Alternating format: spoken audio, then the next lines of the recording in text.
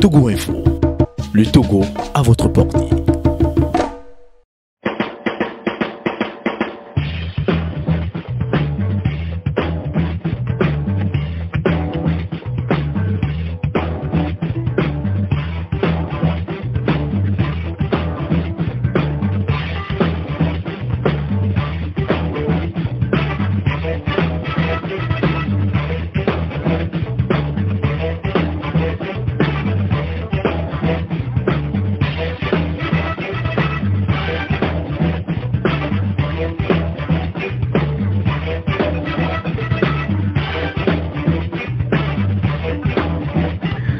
Bonjour mesdames et messieurs et merci de nous rejoindre pour le deuxième jour sur un air de campagne. Et sur Nana FM, nous avons le plaisir de vous proposer aujourd'hui les grandes lignes du programme d'un deuxième candidat. Après Agbeome Kodjo du MPDD hier, voici Komiwolu, candidat du PSR, le Pacte Socialiste pour le Renouveau. Bonjour professeur. Bonjour aux auditeurs, aux auditrices, bonjour au peuple togolais et merci de m'avoir invité. C'est un plaisir. Et vous, auditeurs, pourrez dans une vingtaine de minutes poser vos questions aux candidats à travers le 91 09 71 71 ou le 96 61 58 58. Avec Antoine Tété Omeni à la mise en onde, je m'appelle Antoine Afanou. Encore une fois, bienvenue, nous sommes avec vous sur un air de campagne. Bienvenue sur la plus belle dame de Lomé. Alors, dans un premier temps, professeur Komiwolu, dans quel état d'esprit êtes-vous en ce deuxième jour de campagne pour la présidentielle? Nous allons à ces élections avec la conviction de les gagner. Et donc, c'est l'état d'esprit d'un vainqueur, peu importe ce que les gens disent ou pensent. Les doutes par rapport à la transparence du scrutin? Nous allons nous battre pour limiter, si vous voulez, ces velléités de fraude et gagner ces élections. Et nos équipes, comme depuis plusieurs mois, sont sur le terrain. Les contacts de proximité, les porte à porte, nous allons les poursuivre jusqu'au bout et nous allons gagner ces élections. Alors, parlant de transparence, vous êtes dans une dynamique consistant à une certaine solidarité dans les bureaux de vote. Nous allons en parler. Mais avant, quelles sont les grandes lignes du programme que vous proposez ou soumettez à l'appréciation des Togolais? Nous avons présenté ce programme de société déjà la semaine passée et depuis plusieurs semaines déjà, nous en parlons. Le premier point qui nous paraît fondamental, c'est la refondation de la nation.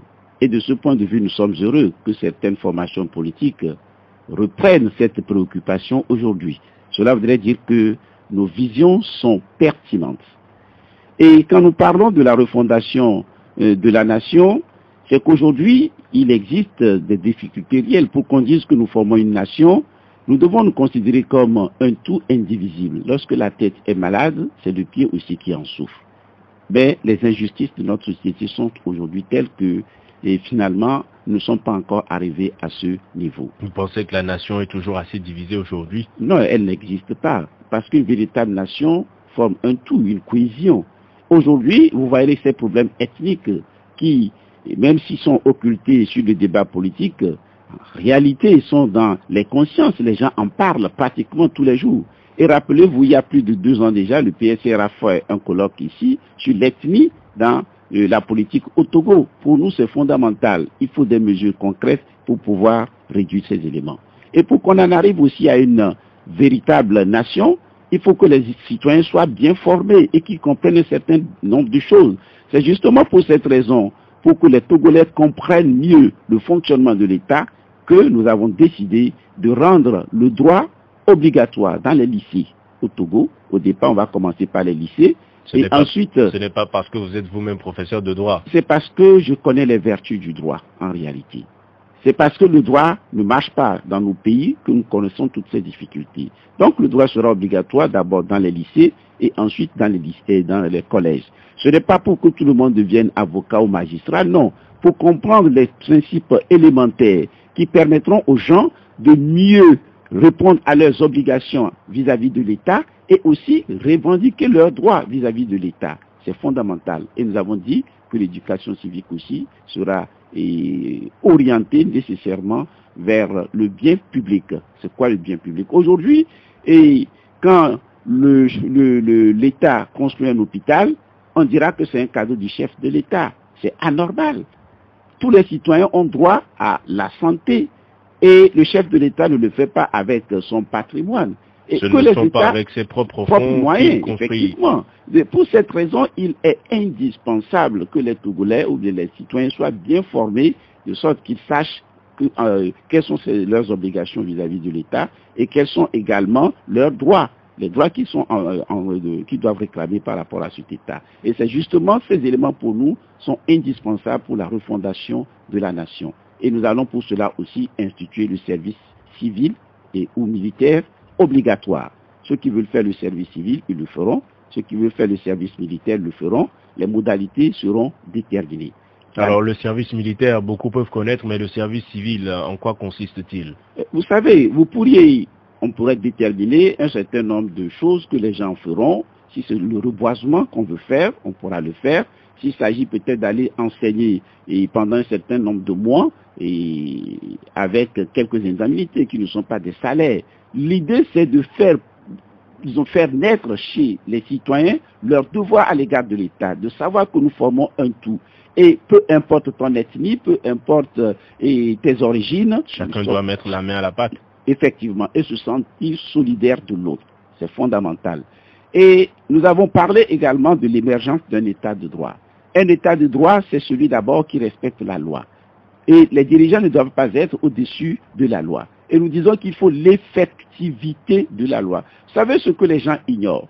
La loi, ce n'est pas qu'une lettre comme ça. Il y a toujours un esprit derrière la loi. Il y a des valeurs derrière la loi. Quand on dit, vous ne devez pas détourner, c'est la valeur d'intégrité, la valeur d'honnêteté. Quand on dit, vous devez respecter le feu tricolore, c'est le respect de la vie humaine. Ce n'est pas parce que le policier est là qu'il ne faut pas respecter. Le respect de la vie humaine fait que fondamentalement, vous devez respecter cela aussi. Donc, cet état de droit doit être effectif dans notre pays. Et j'ai dit pour les journalistes, et d'abord pour les journalistes et ensuite pour les citoyens, le droit à l'accès à tous les documents donc administratifs. Dès lors que ce n'est pas un document qui relève de secret défense, les journalistes doivent y avoir accès. Pourquoi? Parce que s'il n'y a pas cette transparence, vous ne pouvez pas contrôler les dirigeants. Or, quand on est dans un système dans lequel on ne contrôle pas les dirigeants, la porte est ouverte au détournement, à n'importe quoi. Donc, il faudrait donc à ce niveau également réaliser cet État moderne et qui permette à tous les citoyens de vivre dans de bonnes conditions. Et je ne peux pas donner tous les détails ici, c'est disponible. Nous avons parlé également de l'épanouissement intégral de l'homme. Le troisième axe. Le troisième axe. Et cet épanouissement de l'homme passe d'abord par le social. Regardez sur la question de l'emploi. Aujourd'hui, vous constaterez que les magasins de prêt-à-porter, par exemple, pilules, donc dans nos rues, si on ne les achetait pas, ils n'en existeraient pas. Si on les achète, c'est parce qu'il y a un marché. C'est parce qu'il y a un marché. Or, en achetant ces produits, nous créons de l'emploi ailleurs pour ceux qui les fabriquent. Et nous formons des chômeurs. Est-ce que les Togolais ne sont pas en mesure de produire ces prêt-à-porter de qualité? Il suffirait de mettre en place ici des écoles de très haut niveau et de leur donner les moyens nécessaires. Nous n'achèterons plus ces vêtements, nous allons les exporter. Il faudrait que ce soit nous qui inondions maintenant les marchés extérieurs. Et quand vous voyez, est-ce qu'il n'est pas surprenant que les Togolais continuent par importer, par exemple, du riz?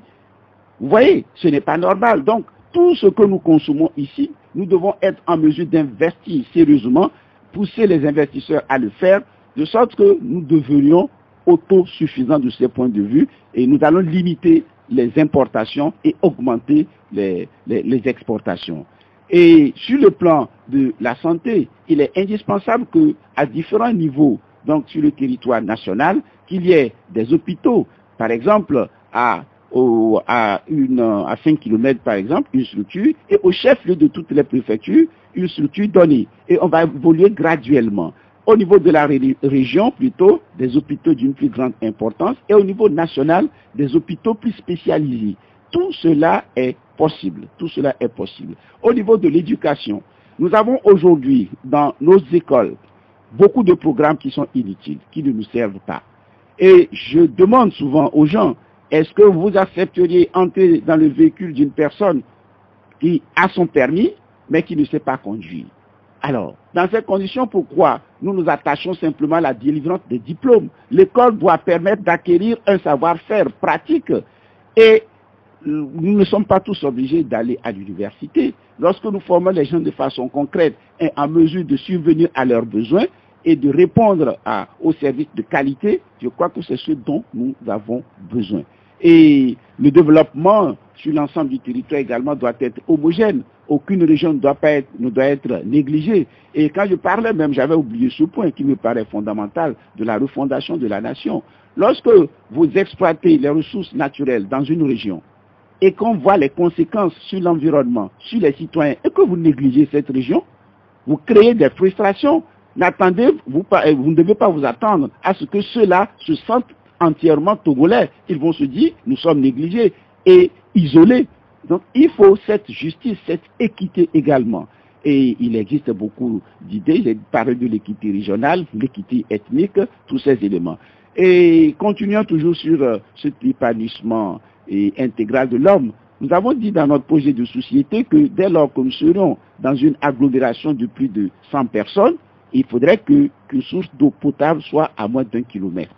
C'est fondamental, ce sont des choses vérifiables. Sur cette base, ce n'est pas par rapport à notre électorat ou qui a voté pour nous, qui n'a pas voté pour nous. L'essentiel, c'est de savoir que dès lors que sur l'étendue du territoire, il y a des citoyens togolais ou une population à une centaine de personnes, il faudrait qu'on soit en mesure de leur mettre une source d'eau à moins d'1 kilomètre. Pour revenir brièvement à l'éducation, il y en a qui pensent qu'il faudrait des universités, davantage d'universités, en plus des 2 déjà existantes.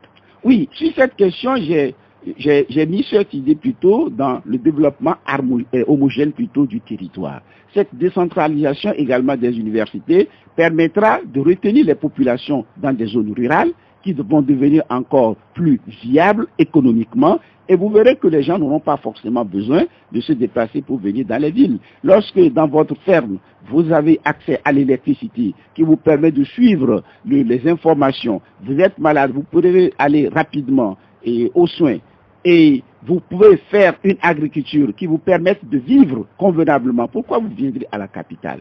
Aujourd'hui, on laisse les gens isolés. Si vous demandez à nos jeunes d'aller cultiver encore avec la roue, ils n'iraient pas, et ils ont raison. Il faudrait les former, mettre à leur disposition, bien encourager les investissements, de sorte qu'ils puissent vivre aussi de l'agriculture. Et ce que nous produisons doit être transformé. Sans cela, je disais que c'est une question de philosophie, savoir que ce que nous consommons, nous devons les produire, les transformer localement, et ensuite chercher à conquérir le marché extérieur. Ce sont des choses vérifiables. J'ai parlé enfin d'une coopération pragmatique. La coopération, pour moi, ce n'est pas ce folklore que nous voyons. On nous dit liberté de circulation. Quand les Togolais veulent traverser la frontière du Ghana, ils ont des difficultés. Quand les Ghanéens veulent entrer, ils ont des difficultés. J'en ai moi-même été victime. Et quand j'en parlais, les policiers ghanéens m'ont dit, allez de l'autre côté voir ce que les policiers togolais font aux Ghanéens et vous comprendrez ce que nous faisons aussi aux Togolais. Une sorte de répartition des tâches. Non, que ça cesse. Pour moi, une véritable coopération pragmatique, c'est de vérifier, par exemple, sur ces hôpitaux spécialisés, si le Togo n'est pas en mesure tout seul de construire un hôpital très spécialisé. En oncologie, par exemple, la lutte contre les cancers. Effectivement. Qu'est-ce qu'on fait? Le Togo peut mettre chaque année 3 milliards, le Ghana 3 milliards, au bout de 5 ans, nous avons 30 milliards. On fait un grand hôpital à la frontière ici qui servira tous les 2 pays. Et il est possible qu'on le fasse également sur le plan de nos universités. Nos étudiants ou nos jeunes sont très intelligents, c'est qu'ils n'ont pas les moyens nécessaires. Si on met à leur disposition de très grands laboratoires, vous verrez qu'ils vont être excellents. Et dans ces conditions, si c'est le Togo, le Bénin, le Burkina, par exemple, qui décident de construire un très grand laboratoire, peut-être à Sokodi, vous voyez, ou même si c'est au Bénin, pourvu que cela puisse servir tous nos étudiants, toute cette jeunesse, pour que nous puissions exceller. Nous n'avons rien en réalité à envier aux Européens du point de vue des qualités humaines, du point de vue de l'intelligence ou de nos recherches. C'est parce que nos États ne mettent pas à la disposition des citoyens les moyens nécessaires pour qu'ils puissent exceller que nous sommes dans cette situation. Donc il est possible de redresser tous ces éléments et il faut pour cela que nous puissions changer nos mentalités. C'est fondamental. Quelle devrait être la place du Togo sur le plan international et d'abord dans la sous-région au sein de la CEDEAO avec le Nigeria qui ferme sa frontière par exemple et il n'y a véritablement pas de poids en face pour faire plier ce pays qui reste tout de même souverain. Quel rôle peut jouer le Togo dans cette sous-région marquée également par le terrorisme? Le Togo peut servir de modèle. Vous savez, aujourd'hui plusieurs pays semblent aller vers le Rwanda pour apprendre un certain nombre de choses. Et quand bien même je dis que le modèle Rwanda n'est pas forcément le meilleur pour moi, parce que du point de vue économique, oui, ils font de la rigueur, mais le respect des droits de l'homme, c'est quelque chose de fondamental pour moi. Et d'ailleurs, je disais dans mon projet de société que sous ma présidence, je le dis, je le répète, il n'y aura pas d'exilés politiques. Sous ma présidence, je dis, je répète, il n'y aura pas de détenus politiques. Les tortures seront sanctionnées, je le rappelle. Donc, ça fait partie de certains points sur lesquels j'aurais pu insister. Le Togo peut constituer ce modèle. Donc, cet État qui s'autosuffit, qui produit ce dont il a besoin fondamentalement, avec des objectifs déterminés, vérifiables, un pays qui respecte les droits de l'homme, vous verrez que par sa prospérité, il aura une voix à l'international. Effectivement. Quand vous prenez certains pays, la Suisse, c'est un tout petit pays. Et pourtant, la Suisse a un réel rayonnement. Vous savez, ce n'est pas l'étendue ou la population qui fait le plus important, c'est votre façon de faire, votre vision. Aujourd'hui, le Togo est très connu dans le monde entier, malheureusement pour ce qu'il fait de mal.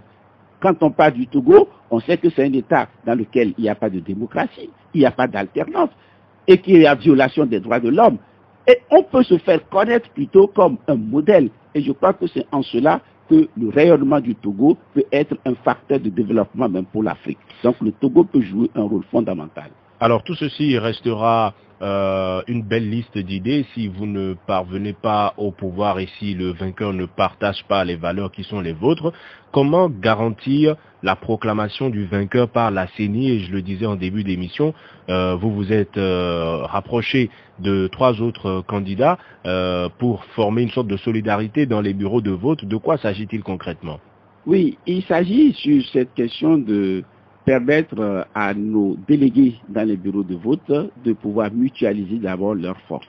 Vous savez, un délégué dans un bureau de vote isolé face à des membres du bureau qui seraient acquis pour le régime, ce serait une catastrophe.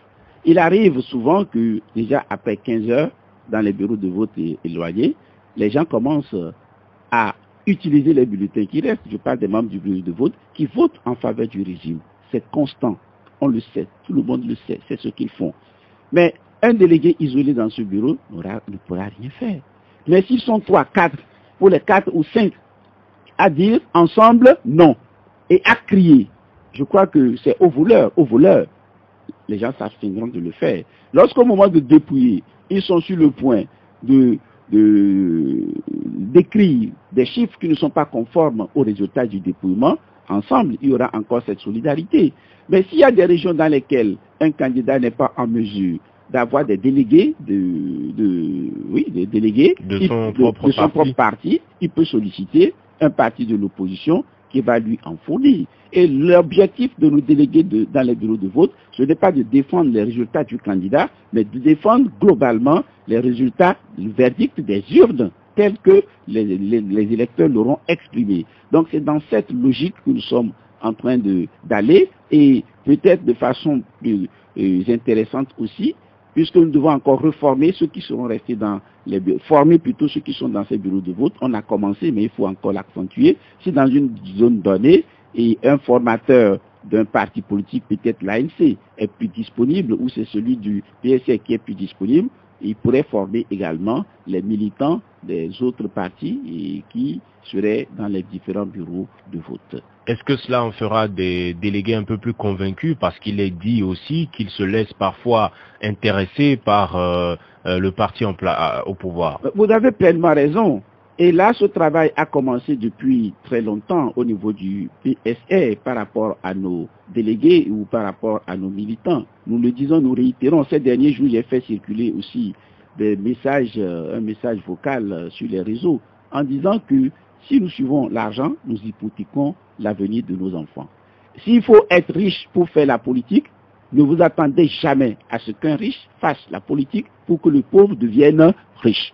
Si le pauvre devient riche, il deviendra son concurrent. Pour cette raison, nous sommes en train de dire à nos jeunes dans les bureaux de vote que l'argent qu'on vous donne, c'est notre argent à nous tous.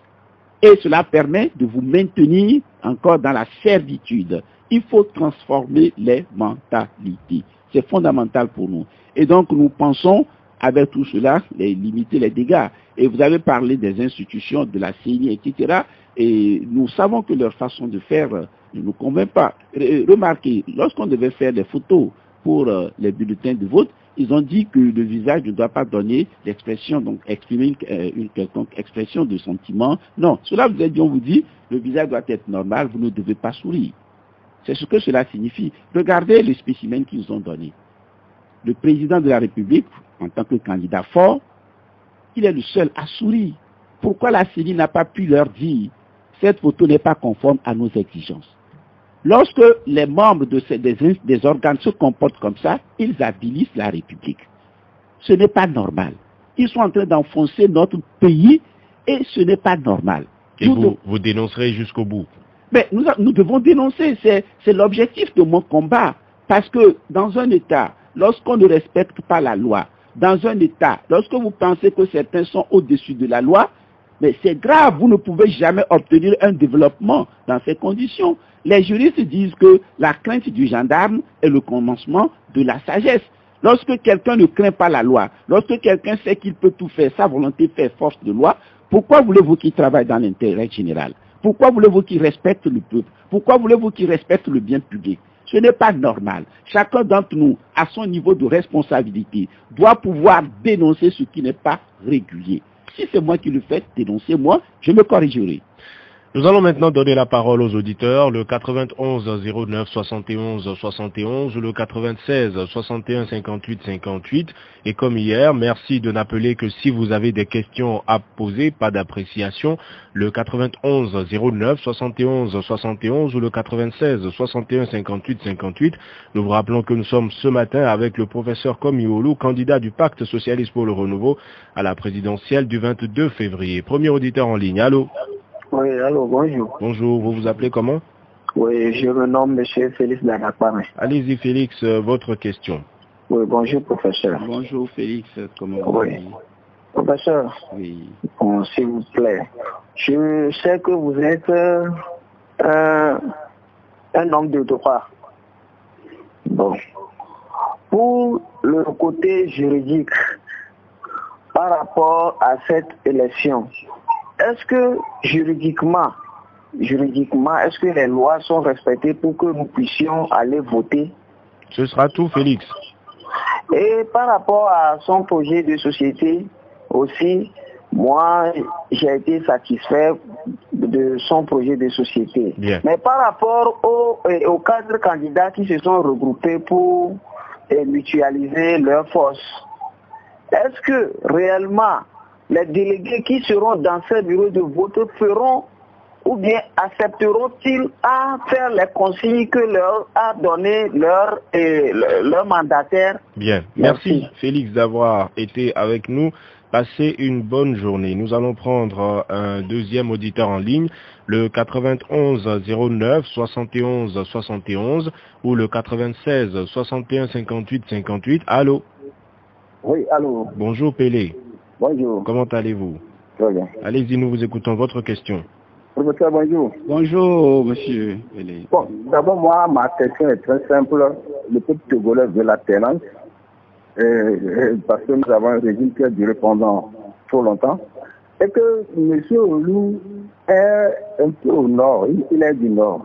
La fois passée, il a dit qu'il voulait faire un meeting ou quelque chose à Kara et que le préfet lui a empêché, ou bien il n'a pas pu le faire. Mais la question que je vais poser, dans votre pièce, où vous ne pouvez pas aller faire quelque chose, où est-ce que vous pouvez trouver de voix pour gagner ces élections. Si vous ne pouvez pas avoir l'accès dans vos fiefs. Ce sera tout, M. Pelé. Oui, c'est très simple. Bien, passez une bonne journée. Merci à vous. Le 91 09 71 71 ou le 96 61 58 58. La possibilité vous est offerte ce matin de vous adresser directement au candidat Komi Olu en lui posant des questions de compréhension par rapport à son programme et en ce qui concerne l'organisation globale de l'élection. Un autre auditeur en ligne. Allô? Allô? Bonjour. Oui, bonjour. C'est Max? Oui, avec mon éternel volume. Ah oui, c'est à cela que je vous reconnais quasiment à chaque fois. Allez-y, nous vous écoutons. Bonjour, professeur. Bonjour, comment allez-vous? Ça va bien. Max, vous êtes là? Apparemment, on l'a perdu. Le 91 09 71 71. Encore un auditeur en ligne et le professeur Komiolo répond à l'ensemble. Allô? Oui, bonjour. Bonjour. Oui, c'est Eric de Tocoin. Allez-y, nous vous écoutons, Eric. En fait, ma question pour le professeur, c'est de savoir pourquoi est-ce que malgré qu'ils ont expliqué que cette rencontre qu'ils ont eue à 4 était adressée à tous les 6 candidats de l'opposition, les gens continuent toujours pas à dire qu'il y a, c'est-à-dire une organisation à 4 pour combattre le candidat Monseigneur Podo. Bien. Ce sera tout, Eric. Oui. Merci. Passez une bonne journée. Alors, Félix Dadapam vous demande si vous estimez, enfin, pensez-vous que les lois sont assez respectées pour qu'on aille aux élections? Ah oui, d'accord. Et j'ai eu à le dire que les lois ne sont pas respectées. Mais si nous voulons dire que nous n'allons pas aux élections parce que les lois ne sont pas respectées, c'est ce que veut le régime d'ailleurs. Pousser l'opposition à ne pas aller aux élections, comme ça, ils vont organiser cette élection entre eux et garder encore le pouvoir. Et je crois qu'ils ne l'obtiendront plus dans tous les cas. Nous savons qu'ils ne respectent pas les lois, c'est à nous de changer la situation. Je disais hier à ceux qui disent que les choses sont faites d'avance, ce n'est pas la peine d'y aller. Il vaut mieux que chacun d'entre nous se demande qu'est-ce que je dois faire personnellement pour changer la situation, changer le cours de l'histoire. Et c'est ce que nous sommes en train de faire. Et c'est ce à quoi j'invite tous les Togolais. Mutualiser les forces dans les bureaux de vote, est-ce que vous pensez que les délégués se conformeront à vos recommandations? Nous l'espérons et nous y travaillons. Et nous pensons que peut-être tous ne le feront pas, mais une grande partie devrait le faire. Nous l'espérons et nous faisons ce travail pédagogique. Monsieur Pelé parle du fief du PSR. Il dit que vous n'arrivez pas à tenir une rencontre à Kara. Où est-ce que vous trouverez les voies pour remporter cette élection? Je dirais deux choses. Je ne fais pas de Kara mon fief, parce que mon projet de société n'a pas d'ethnie. Mon projet de société vaut dans toutes les régions du pays. Et vous l'avez dit, vous appliquerez ce programme de la même manière du sud au nord, du nord au sud. Effectivement. Et vous vous rendez compte, vous voyez que les gens, pour montrer que nous sommes les mêmes, les gens en réalité ne connaissent pas mon origine. D'autres pensent que je suis Kabiet, d'autres pensent que je suis Akoso, d'autres pensent que je suis Anna. C'est à ce type de Togolais que nous devons arriver en réalité. La dernière fois, j'étais avec la diaspora du Canada. À la fin, ils m'ont demandé comment on dit merci en Kabiet. Je leur ai dit, mais je leur ai dit que vous pensez certainement que je suis Kabiet. Ils ont dit oui. J'ai dit en réalité, ce n'est pas ça. Ils disent ah, quelle découverte.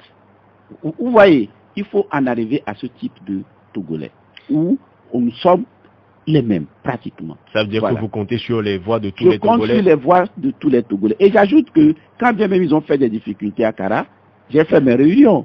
J'ai dit aux jeunes, quand la rivière rencontre un rocher ou bien un obstacle, ils contournent. Nous avons fait de petites réunions dans la nuit, dans toute la ville. J'avais envisagé rencontrer 500 jeunes, je n'ai pas pu rencontrer 500, j'en ai rencontré 225, que nous considérons comme pour nous, nous forment ceux qui iront travailler sur le terrain, les porte-à-porte, c'est ce que nous étions en train de faire. Je n'ai pas pu rencontrer 500, j'ai rencontré 225.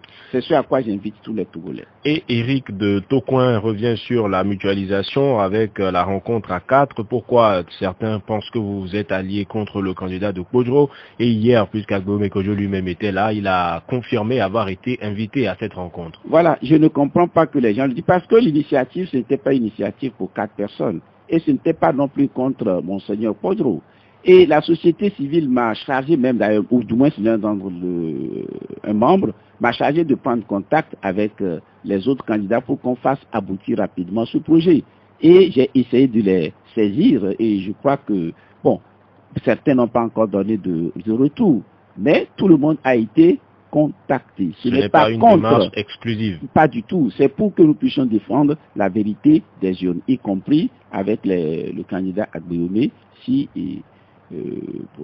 en tout cas, si tous sont d'accord. Le 91 09 71 71 ou le 96 61 58 58. Nous sommes sur un air de campagne avec Komi Oulou, candidat du PSR à la présidentielle, auditeur en ligne. Allô? Allô, bonjour. Monsieur Maglo, comment allez-vous? Ça va, professeur Oulou, bonjour. Bonjour, monsieur Maglo. Vous allez bien? Il y a une chose qui m'inquiète sérieusement. Voilà. Vous connaissez l'adage qui dit la poule qui réunit ses poussins va même l'exposer à la portée de l'épervier. Vous comprenez? Je voudrais dire par là, je veux bien que vous gagnez, que l'opposition gagne. Mais ce qui m'inquiète, vous n'en parlez pas assez, c'est le fichier, le fameux fichier électoral, totalement déséquilibré en faveur du pouvoir. Et quelle est votre question, monsieur Maglo? Là, la question vient. Et qu'elle vienne vite, vous savez qu'on n'a pas... C'est quelques secondes seulement. Allez-y. Bon, on a boycotté l'enrôlement sur les fichiers. Ajuster si c'est à refaire, on le ferait.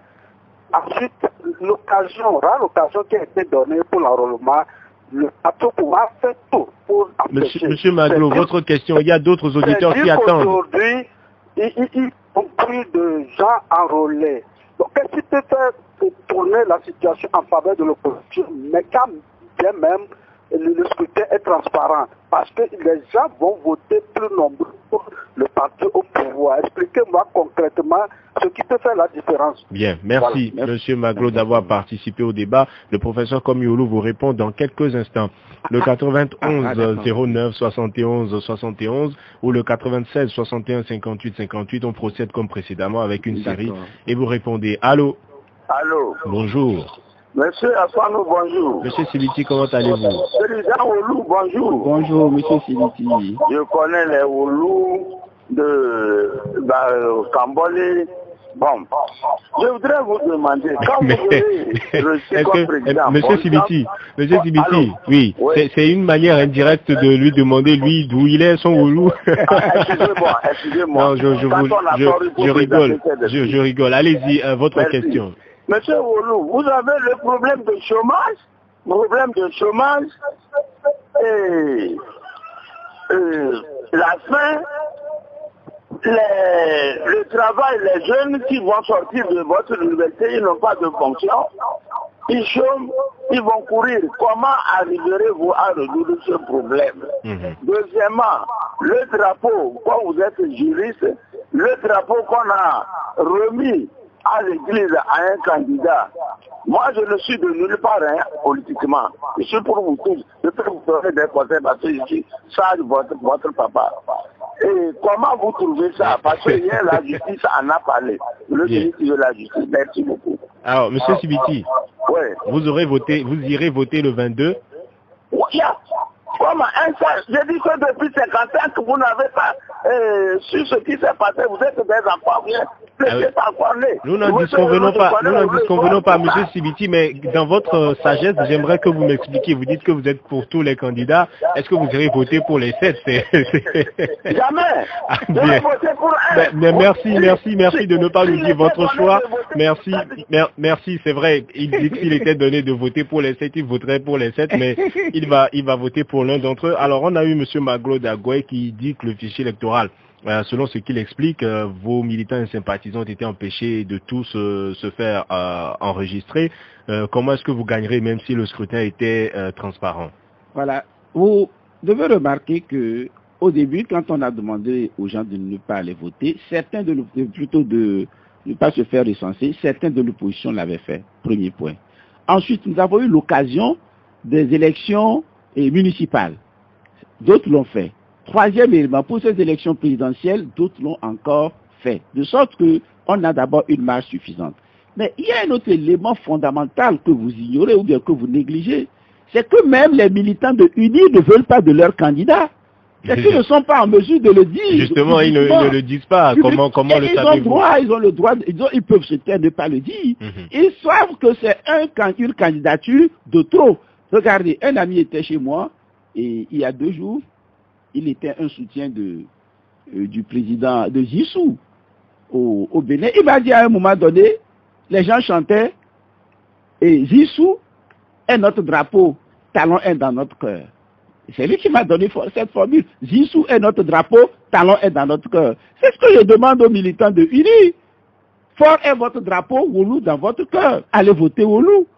C'est aussi simple que ça. Et en plus de cela, maintenant, je vous dis, les jeunes qui m'entourent le savent. On a demandé de vérifier, de mobiliser les gens. Avant même le 2e recensement, les jeunes ont fait ce travail pour sensibiliser les gens en coulisses en leur demandant allez voter. Je vais à ces élections pour le gagner. Moi, je vous dis, je vous le répète. Vous n'en doutez point. Je n'en doute pas. Je vais aux élections pour les gagner. Donc, ne vous inquiétez pas. Allez simplement, M. Magloire, votez pour moi et vous verrez ce qui va se passer. Alors, M. Sibiti, il aimerait connaître votre solution au problème de chômage et à la faim. Voilà. Ce problème de chômage, je l'ai dit, regardez, par notre mode de vie aujourd'hui, nous sommes en train de créer des emplois ailleurs à l'étranger et nous nous formons ici des chômeurs. Prenez simplement les 2 secteurs, secteur vestimentaire dont j'ai parlé tout à l'heure. Tous ces prêts-à-porter qui sont fabriqués ailleurs. Et l'alimentation également. Et l'alimentation. Je dis, les costumes que moi je porte, en réalité, un seul a été acheté dans les prêts-à-porter. J'étais au Bénin, ça m'a plu, je le fais. Tous les autres sont fabriqués à Lomé, ici. Cela veut dire que nous avons des talents. Et quand je les porte, personne ne m'a jamais dit que je suis mal habillé. Et je parie que si on prend ces costumes, on va les déposer dans les prêts-à-porter. Et on dit c'est venu de la France, c'est 200 000 francs. Les gens vont courir pour les acheter, alors que le prix de revient pour moi ne fait pas 100 000 francs.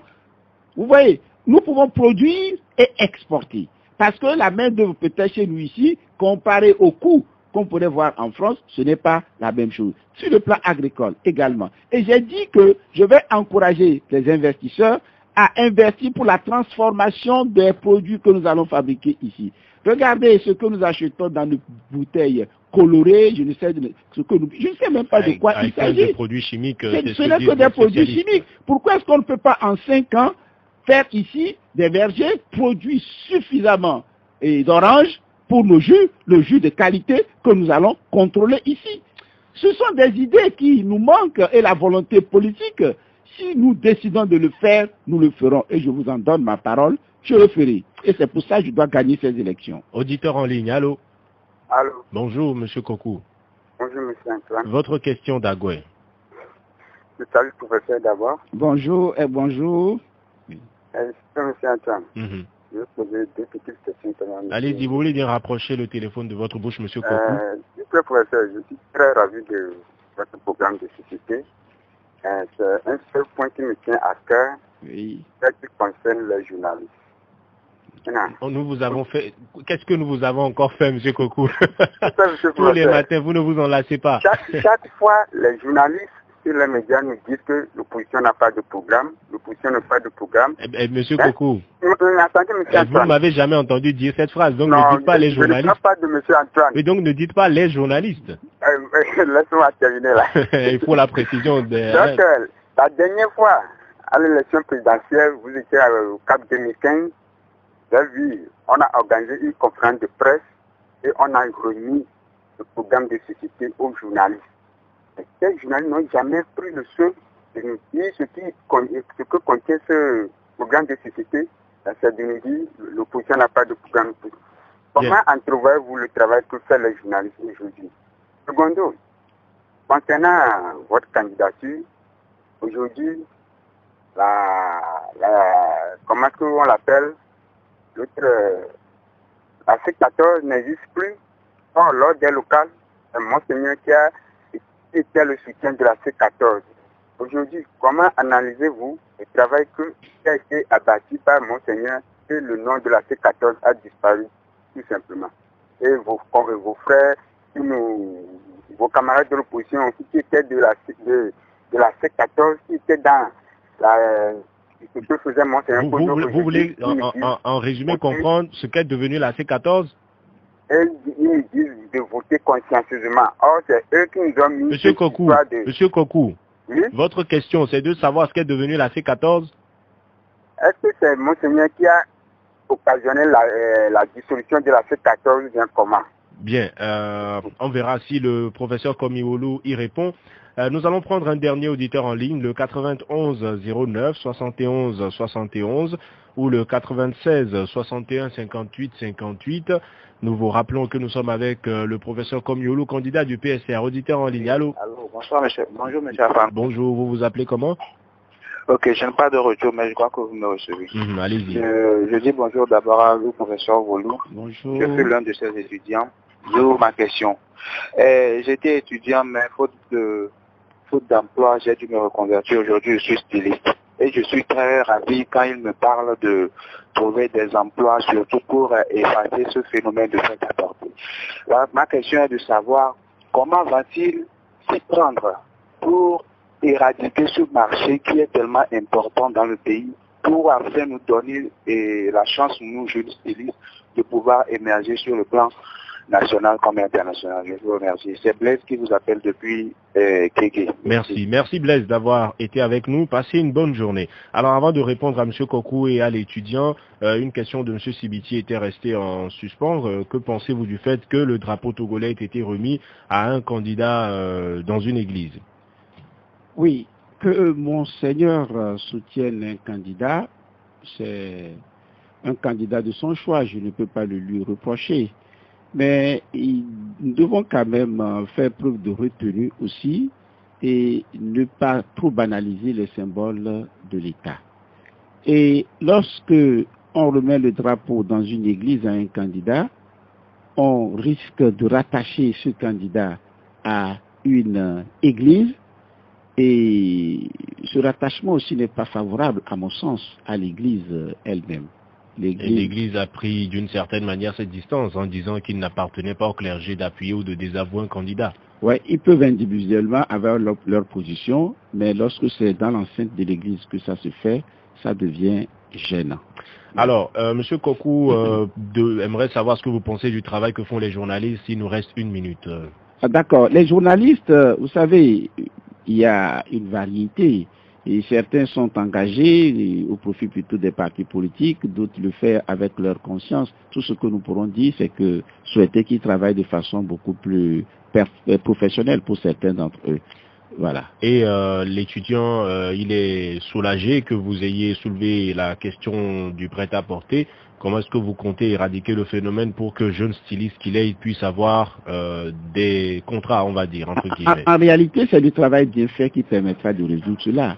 J'ai dit, mes costumes, c'est au Togo. Si c'était mal fait, vous ne pensez pas que je puisse continuer par le faire ainsi. C'est donc encourager les Togolais par la création de ces écoles à être des stylistes de très bon niveau. Et donc, s'ils sont de très bon niveau et que nous augmentons le pouvoir d'achat des Togolais, parce que si c'est trop cher également, les Togolais ne pourraient pas l'acheter. Donc, il faut trouver le juste équilibre et pour que les Togolais aussi, leur pouvoir d'achat ayant été augmenté, puissent consommer produits togolais. Mais il y a un élément... En même temps, votre mot de la fin, allez-y. D'accord. Sur cette question de la C14, ceux qui ont demandé de soutenir, disons, cette candidature unique de la C14, aujourd'hui ne soutiennent même pas cette candidature, c'est ce qu'il semble dire. Je dis qu'il doit s'adresser à eux. Parce qu'en Montsé, moi je leur avais déjà dit que ce qu'ils faisaient était dangereux. Vous laissez une autre personne choisir un candidat. Savez-vous qu'il va choisir? Si ce candidat choisi ne correspond pas à votre vision, que feriez-vous? Ils ont été mis en garde, je l'ai dit. C'est après plus de 2 mois de débat que j'ai quitté la C14. Votre mot de la fin. C'est de dire aux Togolais que rien n'est perdu. Je leur dis, si nous décidons de changer les choses, nous allons changer les choses. Et je leur demande de voter pour moi. Quand j'y vais contrairement à ce que les gens pensent, je suis décidé à le faire. Un travail de terrain en coulisses a été fait. Votez professeur Woulou, notre symbole qui est l'orange, qui veut dire en réalité cette solidarité nationale, composée des différentes parties, mais qui forme un tout. Et lorsque le fruit est mûr, comment ça se fait? Ça peut se partager équitablement. Cela veut dire que les richesses du pays, ce n'est pas une infime minorité qui doit s'en approprier.